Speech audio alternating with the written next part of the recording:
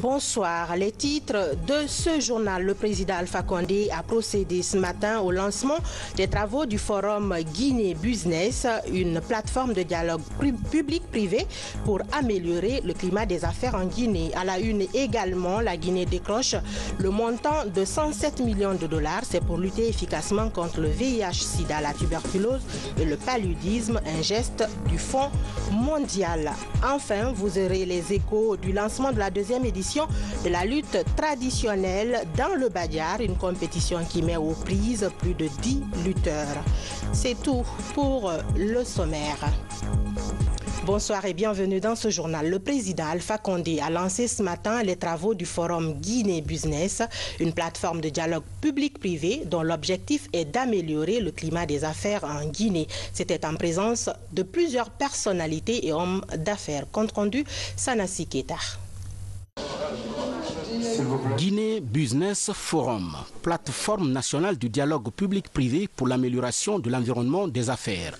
L'événement, présidé par le chef de l'État, Prosper Alpha Condé, mobilise plusieurs personnalités guinéennes et étrangères, ainsi que des représentants du secteur privé. Dans le but de soutenir et d'impliquer le secteur privé dans la mise en œuvre de la politique de développement de notre pays, le gouvernement, avec l'appui du groupe de la Banque mondiale, a mis en place un outil dénommé Dialogue public-privé DPP. Cet outil a permis de mettre ensemble tous les acteurs concernés dans l'identification des contraintes et des difficultés que le secteur privé rencontre afin de proposer au gouvernement des actions qui doivent conduire à des réformes et à des changements de comportement pour l'amélioration du climat des affaires dans notre pays.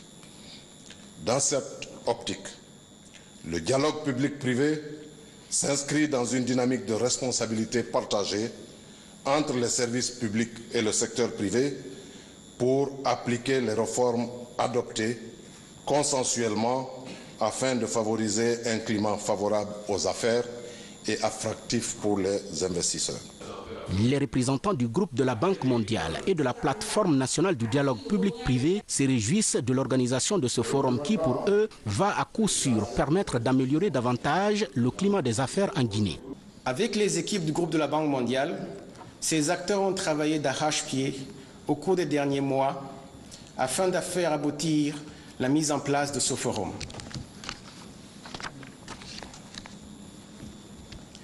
Son lancement aujourd'hui et l'aboutissement d'un long processus entamé en 2014 avec l'appui technique et financier du groupe de la Banque mondiale à travers le projet d'appui aux petites et moyennes entreprises.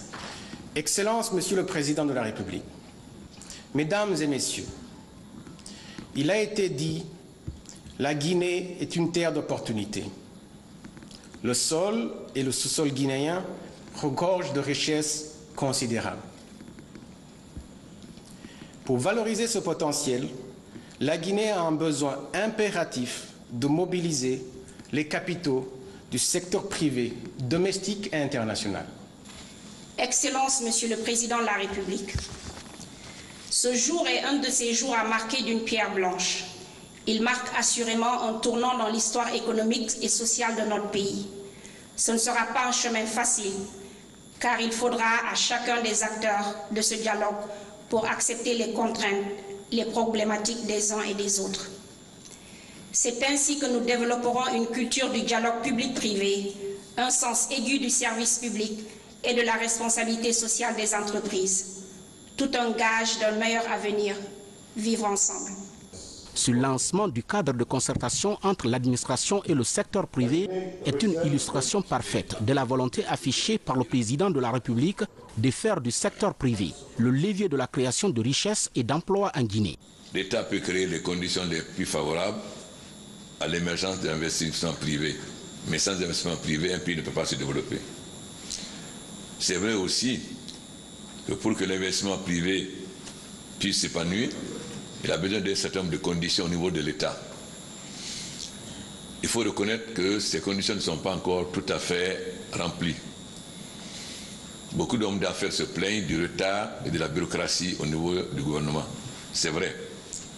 Mais nous avons étudié l'exemple d'autres pays, Singapour, Rwanda, Kenya, Éthiopie, pour voir quelles leçons pouvons-nous tirer de leur expérience pour améliorer notre fonctionnement, notre administration. À l'issue de cela, nous allons faire une série de réformes. Nous voyons déjà que la création de l'agence pour l'investissement privé, ce qu'elle a apporté. Il est évident qu'aujourd'hui, nous devons avoir une gestion qui pallie à la bureaucratie et au retard de l'administration des ministères par la création d'agences comme l'agence, la PIP, dans un ensemble de secteurs et qui seront dirigés par des cadres compétents, bien payés et qui n'auront pas de soucis de qui doit signer, etc. Donc nous allons améliorer d'abord le fonctionnement de l'administration. La deuxième, c'est la sécurité. Il est évident que s'il y a le grand banditisme, cela ne peut pas favoriser, donner confiance. Nous sommes donc en train de réformer les services de sécurité et leur donner les moyens véritables de lutter contre le grand banditisme. Parce que le grand banditisme utilise des armes de guerre. Donc ce n'est pas des petits bandits.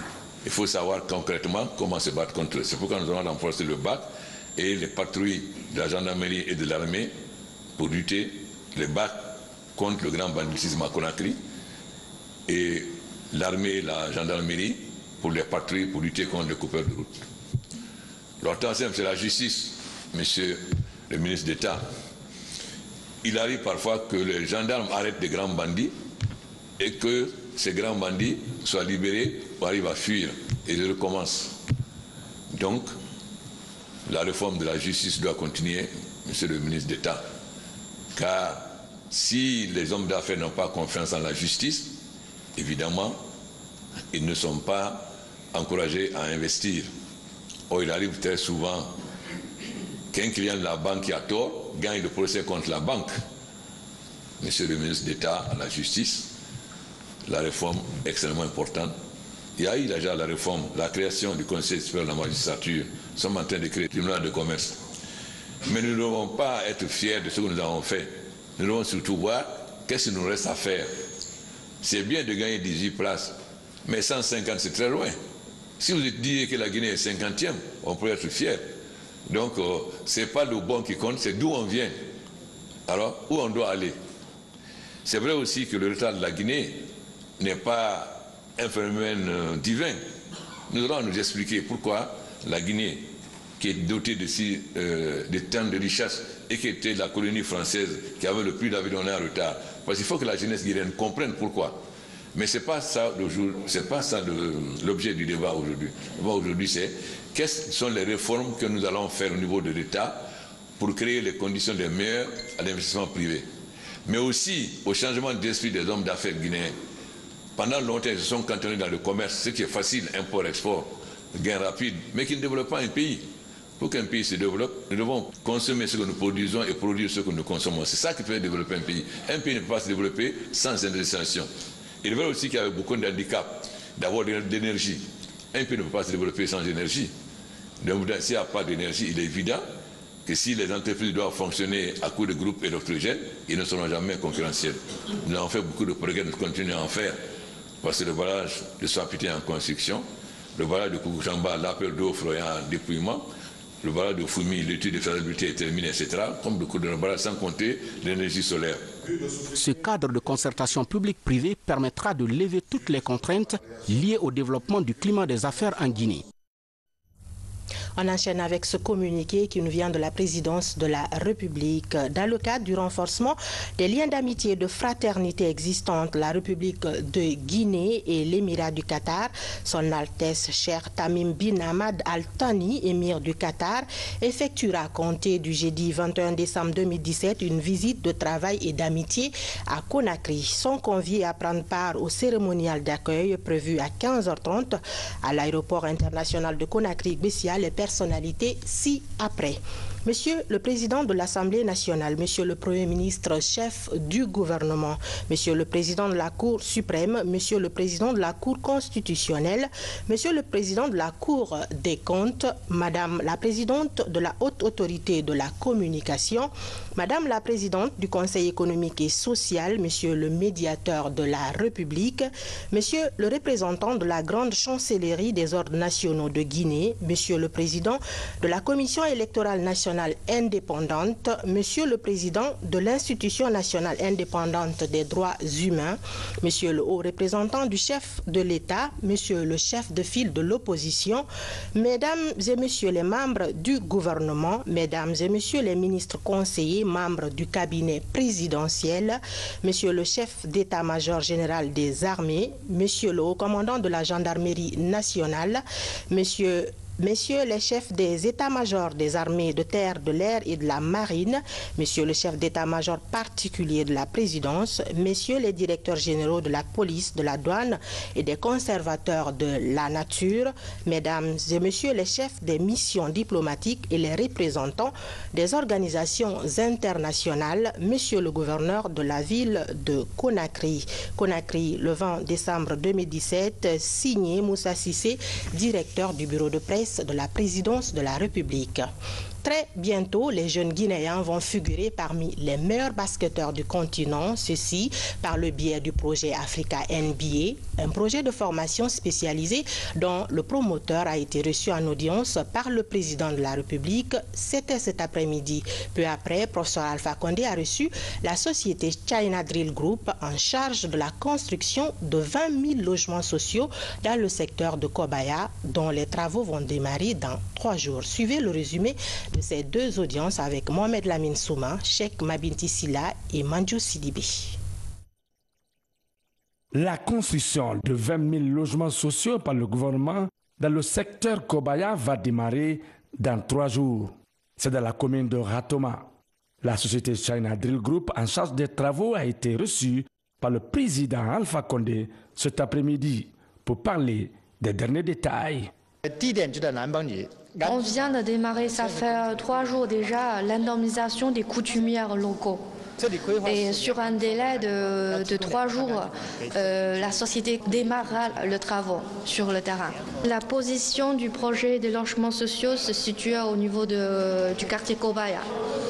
Et nous allons programmer, dans le cadre de la convention signée avec l'État, il y aura 20 000 logements qui seront construits. Tout à l'heure, il a parlé de 2 000 logements, c'est justement la première phase. Et nous allons livrer le reste logements sociaux dans un délai de 5 ans. Son Excellence, Monsieur le Président, il considère beaucoup sur le projet de logements sociaux. Donc l'objectif de notre arrivée de cet après-midi, c'est de lui rendre compte les processus qu'on a actuellement envers ce projet. On le sait, le manque criard de logements sociaux conditionne la cherté de loyer à Conakry. Ce qui explique les instructions fermes et l'attachement du président Alpha Condé pour le démarrage des travaux dans les 72 heures. Le président Alpha Condé étend son leadership dans le domaine des sports. Merci. Bon, on va faire une équipe à la présidence alors. Le vice-président du NBA Africa, le Sénégalais Amadou Gallo Fall, est venu faire part au chef de l'État de son ambition de donner la chance aux jeunes Guinéens de se former en basketball, devenir de véritables stars.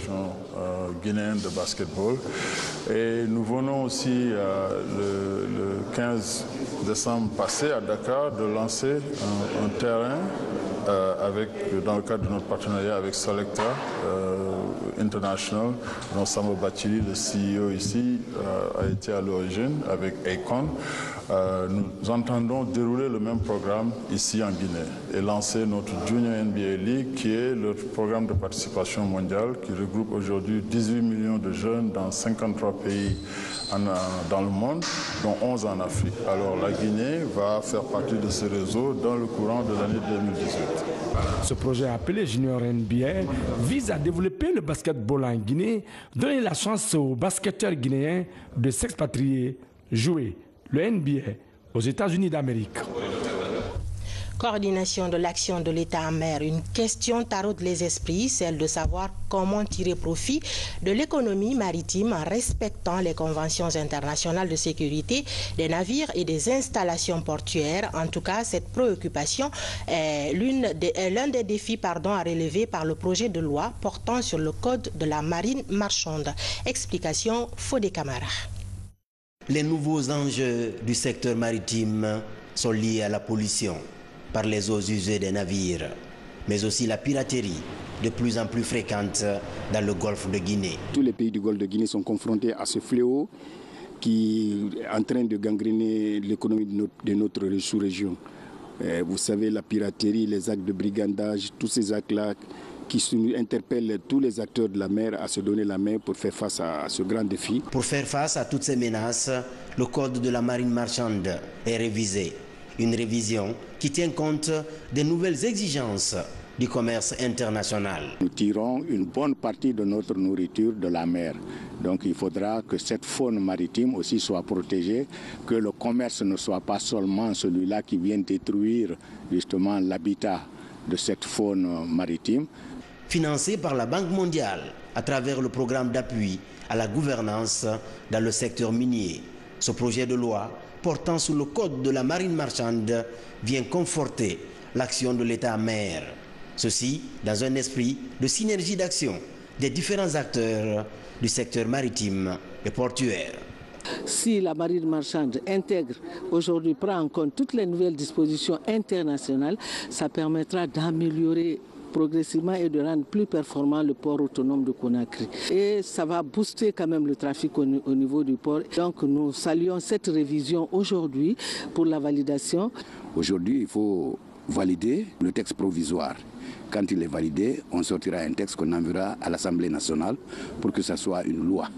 Ce code actuel est de 1014 articles. Donc il touche toutes les préoccupations du secteur maritime et portuaire. Avant le lancement de la procédure de promulgation par l'Assemblée nationale, cette nouvelle loi de l'économie maritime va éclairer la lanterne des acteurs sur le sauvetage des cargaisons en danger et le traitement des passagers clandestins, conformément aux principes humanitaires. Blanchiment des capitaux, corruption et financement du terrorisme, ces trois fléaux gangrènent actuellement nos sociétés. Là-dessus, une conférence scientifique vient de se tenir à l'université de Sonfonia. Une occasion pour la conférencière d'échanger avec les étudiants sur les conséquences et les moyens de lutte contre ces fléaux. Memouna Bella Diallo, reportage. La Guinée était avant 2010 classée sur la liste des pays non coopérants hors normes. Aujourd'hui, le pays est sorti de cette liste, mais il est important que les étudiants guinéens soient imprégnés de ces fléaux. Les engagements sont clairs, seulement ce n'est pas une seule action du gouvernement, la seule volonté politique qui puisse permettre à la Guinée de se débarrasser de ce fléau. Je pense que les conséquences sont très vastes, comme on a dit. Il y a déjà la déstabilisation du système économique qu'on ne voit pas tout de suite. Dès qu'il y a terrorisme, on voit surtout la menace pour la sécurité. C'est vrai que c'est le plus grave parce que à la clé, lorsqu'il y a des attentats terroristes, il y a toujours des victimes. Mais avant, il y a beaucoup de déstabilisation du tissu économique et donc ça met au final le pays en retard parce que ça favorise également la gangrène de la corruption. La conférencière, pur produit de l'université guinéenne, s'est spécialisée en droit bancaire et financier dans les universités occidentales. La pertinence et l'actualité du thème de son exposé n'ont pas manqué d'attirer l'attention et l'intérêt des participants. Je suis vraiment fier de la conférencière et ça prouve que l'espoir est permis parce que quand nous avons des jeunes comme ça qui déjà arrivent à s'insérer à travers les études brillantes qu'ils ont eu à faire dans le concert en choisissant des thèmes aussi importants que celui du blanchiment de capitaux et le terrorisme, vraiment une préoccupation mondiale aujourd'hui à laquelle nous ne échappons point, ça fait l'objet de notre fierté. Cette conférence s'inscrit en droite ligne de l'adoption récente par l'Assemblée nationale et la promulgation par le chef de l'État de la loi anticorruption. Cette adoption se présente aujourd'hui comme un jalon sur le chemin de la lutte contre le blanchiment des capitaux, la corruption et le financement du terrorisme dans notre pays. Justice, ouverture ce mercredi à la cour d'appel de Conakry des audiences dans l'affaire dite de Sangaredi. Plusieurs personnes sont poursuivies pour destruction de biens publics et privés et répondent des faits de rébellion. C'est le tribunal de première instance de Boké qui siège sur le dossier. Compte rendu, Tierno Younoussaba. À la cour d'appel de Conakry, les magistrats du tribunal de première instance de Bokeh siègent sur l'affaire dite de Sangaredi. En tout, 56 personnes interpellées puis inculpées sont traduites en justice pour vandalisme de biens publics et privés. Les faits remontent en novembre dernier suite à une coupure générale d'eau et d'électricité dans la localité. Dans la salle d'audience, 27 accusés majeurs répondent des faits de rébellion et 29 autres mineurs sont renvoyés devant un tribunal pour enfants. Il y a eu le commissariat qui a été vandalisé, complètement brûlé. Il y a eu la gendarmerie qui a été vandalisée, complètement brûlée. Il y a eu la Société Générale des Banques également. Et aussi le RBQ de Sangaredi. Ils ont brûlé des véhicules. Alors, on a envoyé un renfort qui a permis l'arrestation de ces citoyens. Tous étaient pris dans les rues. Mais je vous assure, les dégâts qui sont faits à Sangaredi, si vous partez les voir, vous aurez les larmes aux yeux. Cela ne doit pas rester impuni, on ne doit pas continuer. À la barre, les droits de défense des parties sont assurés. Les avocats de la partie civile tentent de faire asseoir la culpabilité des présumés et ceux de la défense minimisent les infractions. En clair, chacun de son côté campe sur sa position. Notre rôle, c'est de défendre les intérêts civils de la partie civile. Toujours est-il que nous avons la possibilité également de discuter de la question relative à la culpabilité des prévenus. Et si cela est établi, nous, nos intérêts civils également seront préservés. Donc nous allons contribuer à la manifestation de la vérité. Et à l'occasion de ce mouvement déclenché par l'ensemble de la population qui vit à Sangaredi, les forces de l'ordre sont allées arraser pêle-mêle des citoyens guinéens qu'ils ont écroués. Et puis voilà, aujourd'hui, on est en train de les juger. Et de toute façon, je suis avec mon bâtonnier maître Dina Sampi dans ce dossier pour défendre l'ensemble des prévenus. Ces audiences vont durer plusieurs jours. Au terme des interrogatoires au cas par cas, chaque accusé va être situé sur son sort par le président audiencier. Et puis cette décision de la CENI qui vient de nous parvenir, le président de la Commission électorale nationale indépendante CENI, vu la Constitution décide, article 1er, la clôture des opérations de dépôt des déclarations de candidature prévues le mercredi 20 décembre 2017 est prorogée jusqu'au mardi 26 décembre 2017 sur toute l'étendue du territoire national. Article 2.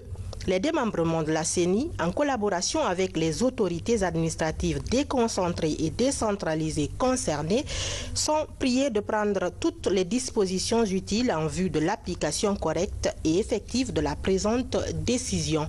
Article 3. Le bureau de la CENI, les directeurs des départements et la direction des affaires administratives et financières sont chargés chacun en ce qui concerne de l'application de la présente décision. Article 4. La présente décision qui prend effet pour compter de sa date de signature et abroge toute disposition antérieure contraire sera enregistrée et publiée partout où besoin sera. Signé Maître Amadou Salif Kébé, président de la CENI. Dossier santé de ce journal, la Guinée décroche 107 millions de dollars pour lutter contre le VIH-Sida, la tuberculose et le paludisme, un financement du Fonds mondial pour soutenir les comités de lutte contre ces trois maladies. Reportage Samara Tolno, Valérie Talimanesh. Le Fonds mondial de lutte contre le VIH-Sida, la tuberculose et le paludisme offre 107 millions de dollars à la Guinée. Cette enveloppe est destinée à financer les projets de lutte contre ces maladies les 3 prochaines années. Avant le décaissement de la dite somme, les membres des différentes coordinations de lutte échangent sur les avancées du pays face au combat mené. Il y a des problèmes. Les problèmes liés encore aux insuffisances du système de santé, les problèmes liés au fonctionnement de nos laboratoires, mais nous arrivons à la fin d'une subvention et heureusement nous avons réussi à négocier l'obtention quand même d'une subvention 2018-2020 pour près de 107 millions de dollars pour les 3 maladies. Avec l'obtention de ce fonds, les acteurs de lutte contre ces maladies annoncent de nouvelles mesures pour réduire leur propagation. Les activités que nous comptons planifier avec ce fonds, c'est la prise en charge des malades vivant avec le VIH-Sida. Surtout ça. Et donc, trouver les médicaments, les intrants ARV, dépister beaucoup plus de personnes et faire en sorte que ces malades qui seront dépistés, les malades qui seront dépistés soient mis sous traitement ARV. C'est un exercice trimestriel pour les membres de ces instances. Son objectif est d'harmoniser les efforts de tous les intervenants sur le terrain en vue d'éradiquer ces 3 principales maladies dans le pays. Technique de diagnostic et traitement du paludisme à Mafereya catholique, relief, service, outils, plusieurs agents des différentes directions préfectorales de la santé. Pendant 3 semaines, les participants ont eu droit d'intenses cours de paludologie pour plus d'efficacité dans le traitement de cette maladie tropicale. Tcherno Maroufba, Moussa Bangoura. En Guinée, de 44% en 2012, le taux de prévalence du paludisme a chuté à 15% en 2017. Une baisse due aux multiples efforts des autorités sanitaires et leurs partenaires. La formation du personnel sanitaire est l'une des armes utilisées pour atteindre ces objectifs. Venus des régions administratives de Nzérékoré, Kankan, Mamou et Farana, ces agents sont à nouveau outillés en paludologie. Durant 3 semaines, sur financement de catholiques Relief Service, ces participants ont bénéficié de l'expérience des experts sénégalais, maliens et guinéens en technique de diagnostic, de traitement et de prévention du paludisme. On a su comment faire la différence entre les moustiques, parce que nous on pensait que c'est tous les moustiques qui piquaient, mais on s'est rendu compte qu'il y a certains qui piquent et il y a d'autres qui ne piquent pas. Et certains transmettent le paludisme et d'autres ne transmettent pas. Et surtout la lutte antivectorielle, la prévention chez la femme enceinte, chez les enfants et les nourrissons. C'est une formation spéciale, c'est le cours de paludologie et comme vous avez vu, il n'y a pas que les aspects cliniques qu'on enseigne au personnel décentralisé, mais aussi la gestion du programme à ce niveau-là. Donc nous attendons beaucoup de cette formation.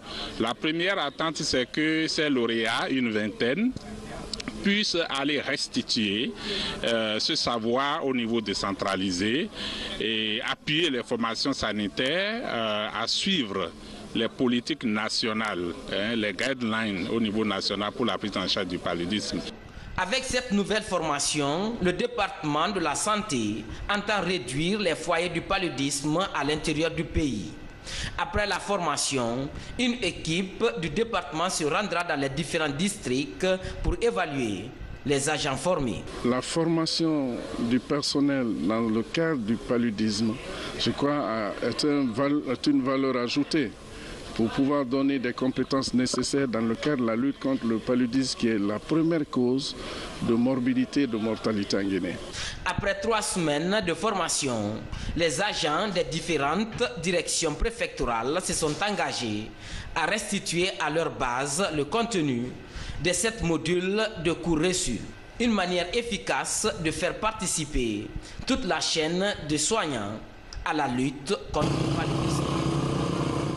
Et puis, gestion des déchets solides et assainissement de Conakry, l'organisation catholique pour la protection humaine rencontre les acteurs impliqués dans ce programme. Les 2 parties ont réfléchi sur les voies et moyens à mettre en œuvre pour rendre Conakry propre et attrayante. Fatima Diallo. Conakry produit environ 1200 tonnes d'ordures par jour. La précollecte, la collecte et la transformation de ces déchets solides des ménages constituent une des préoccupations de l'Organisation catholique pour la promotion humaine en collaboration avec l'Agence nationale pour la salubrité publique. Ces acteurs impliqués dans l'assainissement de la ville de Conakry réfléchissent sur les voies et moyens à mettre en œuvre pour débarrasser la capitale guinéenne de ces immondices. Nous avons fait venir des personnes ressources, des institutions internationales et nationales pour réfléchir ensemble comment nous pouvons collaborer, comment nous pouvons travailler dans la synergie pour rendre cette ville propre. Nous voudrions partir d'ici avec des résolutions, des propositions concrètes qui contribuent justement à améliorer ce qui est déjà amorcé. Le projet de gestion des déchets solides bénéficie de l'appui financier de l'Union européenne. Une enveloppe de 35 millions de francs guinéens est mise à disposition. Un site d'enfouissement technique capable de recevoir les déchets pour une période de 30 ans sera aménagé à Koya. 80 points de regroupement et centres de tri seront aussi aménagés. Très prochainement, je crois, j'ai commencé à travailler sur cet aspect au niveau des points de regroupement pour recenser également les acteurs qui s'occupent de la récupération des déchets plastiques au niveau des points de regroupement. Pour gagner le pari Conakry-Fenteni ou ville propre, des recommandations sont faites. Entre autres, la mise en place d'une centrale de gestion des déchets solides, une centrale pour faciliter l'évaluation et la restructuration des structures faîtières des PME de précollecte des déchets. Pour matérialiser le changement de comportement, un plan de communication sur l'éducation citoyenne des populations est en vue. Dans la Guinée profonde, plus précisément à Zérékoré, les forces vives de cette région ont initié un forum appelé Forum économique, social et culturel ZALI. Face aux défis de développement auxquels fait face cette zone, tous les problèmes ont été passés en revue. Amadou Touré. La région forestière regorge d'importantes ressources agro-pastorales, minières et hydrauliques avec des terres fertiles. Malgré ces atouts, la région peine à amorcer un développement durable et équilibré. Pour remédier à ce contraste, les forces vives de la région se retrouvent à l'occasion de ce qu'ils appellent le premier forum économique, social et culturel ZALI 2017. En clair, il s'agit de réfléchir sur les voies et moyens de relance des activités économiques basées sur la préservation de la paix sociale. Nous avons constaté que la région de la boucle du Diani, la région forestière en général, est une région très riche. Mais voilà que cette région est en plus pauvre. Cela est dû au manque d'organisation. La restructuration ira dans le sens d'organiser les producteurs en coopérative, en association. Pendant ce forum qui va durer 3 jours, plusieurs thématiques seront traitées. Tous les fils et filles de la région tiennent à cœur ce forum pour nous permettre de nous lancer dans le programme de développement initié par le professeur Alpha Condé. Ensuite, faire en sorte que la Guinée forestière redevienne le grenier de la Guinée. Il faut que nous produisions. Et il fallait aussi qu'au cours de ce forum, que les gens comprennent quel pouvait être le comportement d'un bon forestier.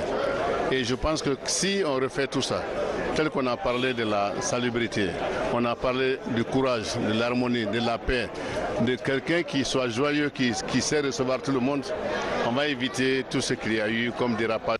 En abordant le thème principal du forum, à savoir réalité et perspectives de développement socio-économique et culturel des localités de la boucle du Diani, les initiateurs se fixent pour objectif de promouvoir une dynamique de stabilité socio-économique et culturelle durable de la région. La lutte traditionnelle est un sport qui n'est pas très développé en Guinée, mais à Koundara, une compétition annuelle met aux prises les amoureux de ce sport. Elle en a sa 2e édition et cette année, 10 lutteurs venus du Badiar compétissent. Au compte de la première journée, les confrontations ont été en élimination par combat individuel. C'est le ministre des Sports, de la Culture et du Patrimoine historique qui a présidé la cérémonie. Son souhait est celui de faire de la lutte traditionnelle une valeur culturelle en Guinée. Depuis le Badiar, Baba Kouyaté signe ce reportage. Koundara au rythme de la lutte traditionnelle au compte de sa 2e édition. Ce sport populaire et noble tire sa source dans la nuit des temps selon les organisateurs. 10 lutteurs venus de Badiar se confrontent en élimination par combat individuel. Les catégories de 66 kg s'affrontent entre elles et celles de 76 et plus luttent également entre catégories. Objectif, pérenniser la culture de ce patrimoine qui faisait était autrefois la fierté de Badiar. C'est un patrimoine qu'on a connu depuis très fort longtemps et qu'on n'est pas prêt à laisser tomber. Donc en tant que fils de Koundara, vraiment on s'est mis à l'abri réellement pour pouvoir protéger ce acquis. Donc, nous allons connaître tous les premiers de chaque catégorie cette fois-ci. Maintenant demain, la rencontre qui va suivre demain c'est par équipe. Les deux équipes vont s'affronter, donc ils ne feront que 5 combats. Si vous gagnez là-bas, c'est toute une équipe qui gagne. Au sein du gouvernement guinéen, la relance de ce sport est perçue comme une étape essentielle vers la nationalisation de la lutte. À Koundara, nous comptons faire de notre ville un centre national pour la promotion de la lutte traditionnelle. Nous vous prions de bien vouloir appuyer les initiatives de cette ONG qui, malgré le manque de moyens, s'évertue à organiser cette compétition de lutte régulièrement. Je soutiens et je soutiendrai désormais cette activité qui est une très grande activité ailleurs. Tout le monde dit que le football est le sport roi, mais au Sénégal, la lutte traditionnelle ou lutte africaine est le sport roi. Donc rien ne peut nous empêcher ici, avec un peu de moyens, de faire de ce sport un événement national dans ce pays. Si on s'intéresse à cette discipline, on peut s'éloigner des maquis, on peut s'éloigner de la rue, on peut être une jeunesse responsable qui peut apporter sa contribution au développement de Koundara et de notre nation. Cette compétition populaire va durer 2 jours. Les victorieux vont s'affronter ce mercredi par groupe. L'idée est de porter haut les valeurs culturelles de la Guinée. Soutien au développement agricole. Des Guinéens encouragent leurs compatriotes à mieux s'investir dans ce secteur qui est, dit-on souvent, la base du développement. Parmi eux, Dr Namori Keita, ancien étudiant en Bélarussie et ex-URSS. Ce spécialiste importe des machines agricoles pour accroître la productivité du pays dans le domaine agricole. Reportage Nabi Kamara. Présente en Guinée depuis 2004, MTZ est une entreprise spécialisée dans l'importation des matériels agricoles. En 13 ans d'existence, elle a importé 70 tracteurs bélarusses et 17 moissonneuses-batteuses classe Crop Tiger, autrement dit roi de la récolte. Moi, j'ai fait venir ces tracteurs-là de la Bélarus, d'où j'ai fait mes études supérieures. Moi, étant agriculteur, pour pouvoir aider les agriculteurs guinéens et mettre fin un peu à leurs souffrances. Pour l'entreprise MTZ, l'agriculture est le moins sûr pour développer un pays.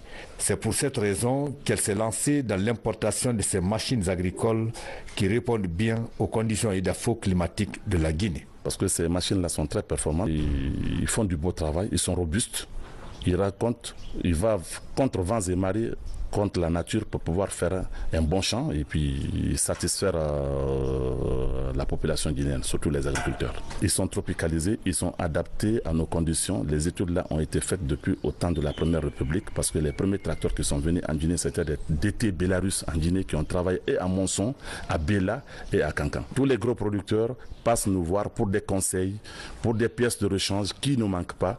Dès que vous avez une panne, nous on vous livre dans 48 heures les pièces de rechange parce que nous avons un stock de pièces de rechange qui est là. Le président de la République il nous a fait confiance, il a pris 4 de nos tracteurs qui sont en train de travailler dans le programme présidentiel à Koundian et à Monson pour la reproduction des semences afin de satisfaire les besoins des producteurs guinéens. Donc nous sommes à sa disposition. MTZ est l'entreprise représentante exclusive des tracteurs bélarusses et des batteuses moissonneuses classe de marque allemande en Guinée.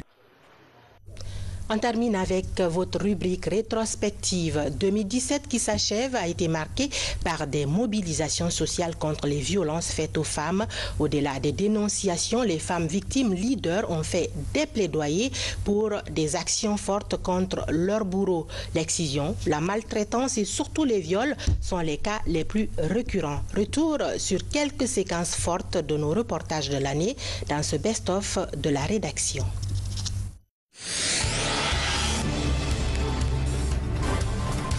Selon la dernière enquête de démographie et de santé réalisée en Guinée, 97% des filles sont victimes de mutilation. Combattre la pratique sous toutes ses formes est un objectif prioritaire du ministère de l'Action sociale. Des mesures phares sont préconisées pour endiguer le phénomène. On a réussi à installer 681 organes communautaires de protection qui sont les CLEF. Les CLEF, c'est le Conseil locaux pour enfants et familles, et les CVPI, le Comité villageois pour la protection de l'enfant. Aujourd'hui, les gens dénoncent. Il y a le projet qui est là. Dès qu'il y a un acte quelque part, les gens, si c'est soit en tout cas le voisinage ou dans la famille même où l'acte est perpétré, ils dénoncent. Et dès que c'est dénoncé, vraiment, moi personnellement, j'ai été à plusieurs fois interpellé par le commissaire Bakary et son équipe quand il y a une pratique de ce genre quelque part, que ce soit une mutilation ou un viol qui est perpétré à l'endroit d'une petite fille. On attire notre attention et tout de suite les dispositions qu'il faut prendre pour vraiment réprimer cela, on ne tarde pas. Il était 21h vendredi dernier lorsque la victime, à la recherche d'un taxi, monte à bord de cette voiture personnelle qui faisait le taxi clandestin. Mais très vite, elle comprend qu'elle est tombée dans un guet-apens. J'ai vu un taxi un taxi personnel passer. Pour moi, c'était un clando vu que on a l'habitude de prendre ça. Entre-temps, j'ai signalé, j'ai fait ça à l'aéroport comme on le signale d'habitude. Et il y avait une fille devant. Du coup, je ne me suis pas doutée, je suis venue, je suis montée.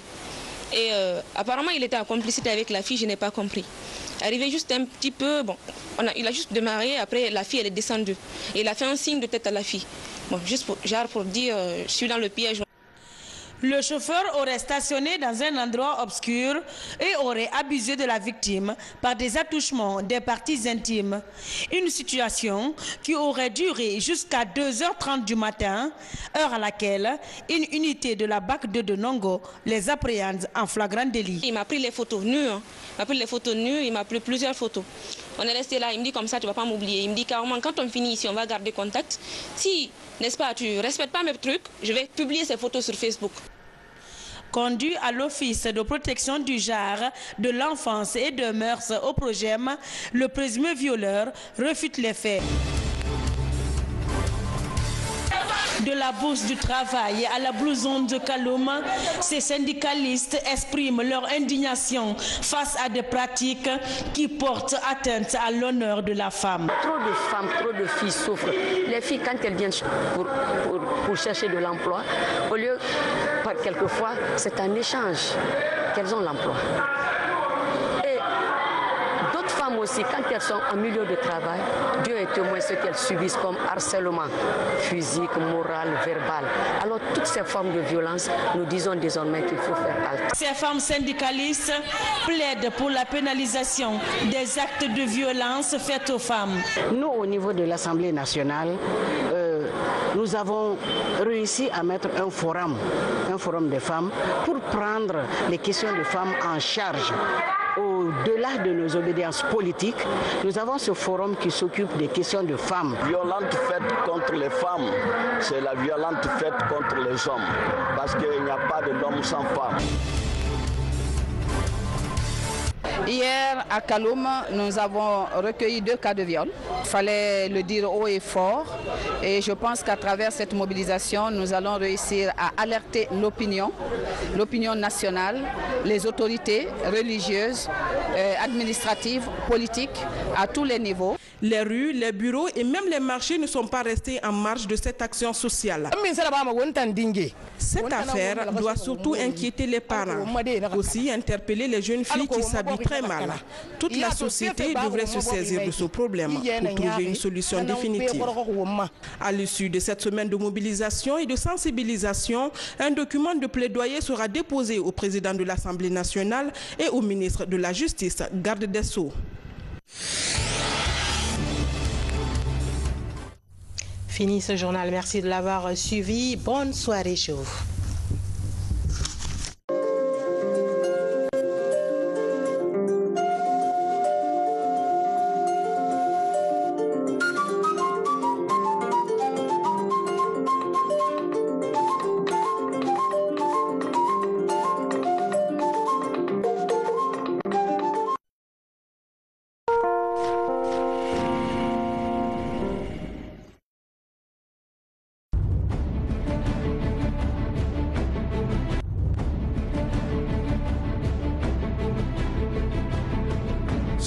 au patronage de son Excellence professeur Alpha Condé, président de la République de Guinée, président en exercice de l'Union africaine, avec le parrainage du ministère des Affaires étrangères et des Guinéens de l'étranger, le Parlement africain de la société civile, en partenariat avec les organisations africaines accréditées auprès de l'ECOSOC des Nations Unies sous le thème « La société civile africaine face aux défis de la crise migratoire » au Palais du Peuple du 27 au 29 décembre 2017. Objectif 1. Trouver des réponses communes à la crise migratoire que connaissent le monde aujourd'hui et particulièrement l'Afrique. Objectif 2. Définir un cadre convivial entre différents acteurs sur les enjeux de la crise migratoire. Objectif 3. Faire des propositions notamment aux commissions de l'Union africaine, Union européenne et au secrétariat général de l'ONU. Un lieu, Conakry, République de Guinée, 3 jours d'échange et de networking. Contact 654 22 34 35. Mail secrétariat @sioam/onu2017.org. La conférence sur la crise des migrants. Agissons maintenant. Lipco innove, améliore ses produits. La génération de consommateurs avisés est une grande inspiration pour Lipco. Pour vous satisfaire, Lipco dispose d'une gamme riche et variée de produits correspondant à vos besoins et modes de vie. Lipco dispose dans sa galerie des meubles de bureau, des tables, des coffres-forts, des meubles de maison importés mais aussi fabriqués en Guinée. Tables à manger, des lits de toutes catégories, des appareils électroménagers, des frigidaires, des congélateurs, des écrans plats à 3 dimensions et d'autres types d'appareils, des literies, des articles de décoration. Lipco a des matelas orthopédiques. Lipco est collé à